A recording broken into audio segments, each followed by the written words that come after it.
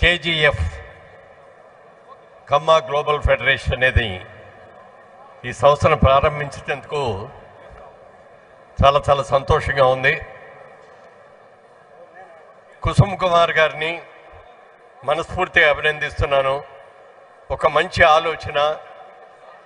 ఎన్నో దేశాల్లో ఎన్నో రాష్ట్రాల్లో కమ్మ సంఘాలు ఉన్నాయి, కానీ ఇవన్నీ కలిపి ఒక కూటమిలాగా కలిసి రావడం అనేది మంచిది అని ఆలోచనతో చేశారు.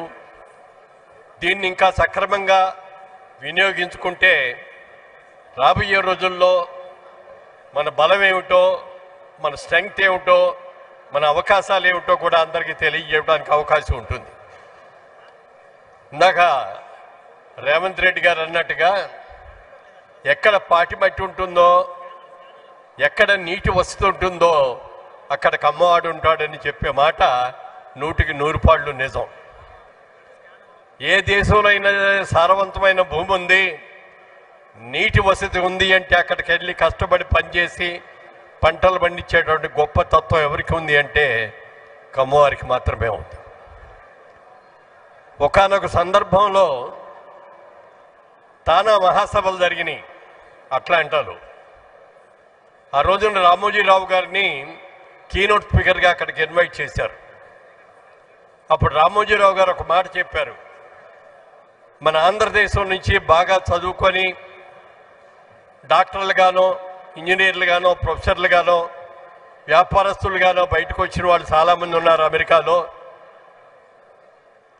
ఇక్కడ చాలామంది సభలో డాక్టర్లు ఉన్నారు కాబట్టి ఈ డాక్టర్లకందరికీ నేను ఒక ఛాలెంజ్ చెప్తున్నాను. నేను ఒక వ్యక్తిని తీసుకొచ్చి ఈ వేదిక మీద నిలబెడతాను. మీరు ఏ వైద్య పరీక్షలు చేస్తారో చేసి అతను ఏ కులంలో పుట్టాడు, ఏ మతంలో పుట్టాడు అనేది చెప్పగలరా అని అడిగారు ఆయన. ఎందుకంటే పుట్టుకతో ఎవరు ఏ కులంతోనూ పుట్టం. మనకి పెరిగేటప్పుడు మనకి కుటుంబ వాతావరణం బట్టి మనకు కులం అనేది వస్తుంది. ఈ కులాలు అనేవి కూడా మనం చేసే పనులు బట్టి కొంత విభజన జరిగిన తర్వాత వచ్చిన ఈ కులాలు. ఏ కులమైనా ప్రతి కులాన్ని ప్రతి వాళ్ళు కూడా అభినందించడం తప్పులేదు. కానీ ఇతర కులాల్ని వాడిని దురభిమానంతో చూడటం మాత్రం కరెక్ట్ కాదు. అందరూ బాగుండాలి, అందులో మనం కూడా ఉండాలని మనం కోరుకోవాల్సిందే తప్ప ఒకరి మీద ఒకరు ద్వేషభావంతో మాత్రం ఎట్టి పరిస్థితుల్లో ఉండకూడదు. గతంగా చూసుకుంటే గత 5 సంవత్సరాలుగా ఆంధ్రప్రదేశ్ రాష్ట్రంలో ఎక్కడికి వెళ్ళినా జరిగే పరిస్థితులు మీకు అందరికీ కూడా తెలుసు. ఏమేమి జరిగినాయో, ఎంతమంది ఎన్ని ఇబ్బందులు ఫేస్ చేశారో కూడా తెలుసు. పరిస్థితి ఎలా వచ్చేసిందంటే మొన్న ఎన్నికలకు ముందుకు వరకు మేము కమ్మవారం అని చెప్పుకోవడానికి కూడా భయపడాల్సి వచ్చేటువంటి పరిస్థితి వాతావరణాన్ని కల్పించారు. ఉభయ తెలుగు రాష్ట్రాల్ని అద్భుతంగా అభివృద్ధి చేసినటువంటి చంద్రబాబు నాయుడు గారు లాంటి ఒక అద్భుతమైన వ్యక్తిని తీసుకెళ్లి జైల్లో పెడితే దిక్కుమొక్కు లేకుండా అప్పుడు అందరూ అనుకున్నారు చాలామంది, ఈ విధానంలో మార్పు రావాలి, అర్హత ఉన్న వాళ్ళు రాజకీయాల్లో పైకి రావాలి తప్ప కులాల్ని బట్టి కాదు అని చెప్పి ఒక మంచి నిర్ణయం తీసుకున్నారు. కాబట్టే మన చంద్రబాబు నాయుడు గారు అంత అఖండ విజయాన్ని సాధించారంటే దానికి కారణం ఒక కమ్మవారు మాత్రమే వేశారు. ఆ ఓట్లు అందరూ వేశారు. అన్ని కులాల వాళ్ళు వేశారు, అన్ని మతాల వాళ్ళు వేశారు, అన్ని అందరూ కూడా వేశారు. కాబట్టే అంత అఖండమైన విజయాన్ని సాధించాం.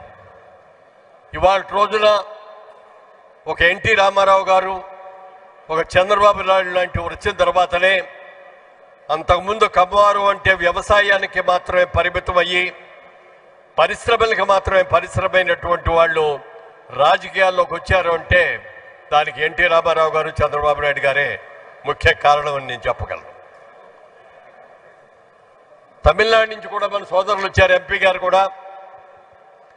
తమిళనాడులోకి వెళ్ళి చూస్తే దాదాపుగా 40% మంది తెలుగు వాళ్ళు ఉన్నారు తమిళనాడులో.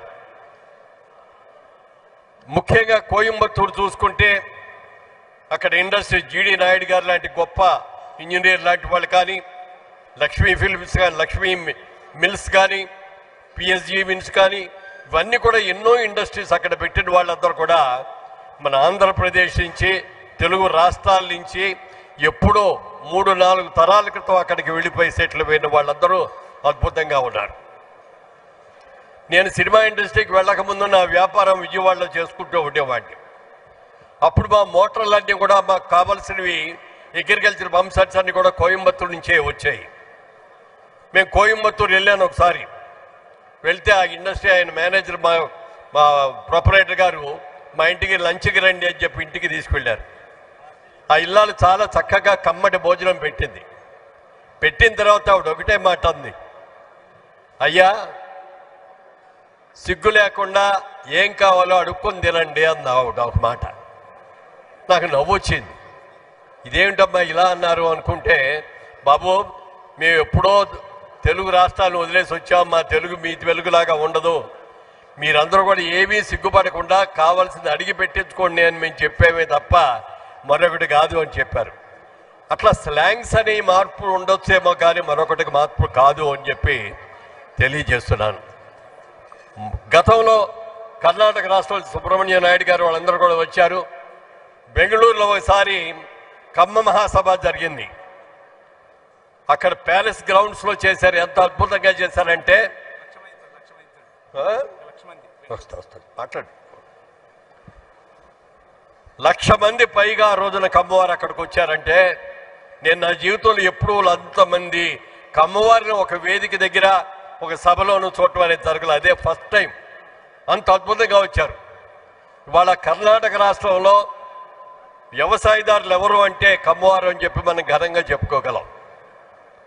అలాంటి సభని తొందరలో మళ్ళీ కర్ణాటకలో కూడా చేయబోతున్నామండి అని చెప్పి సుబ్రహ్మణ్యం నాయుడు గారు చెప్పారు. చాలా సంతోషం అండి.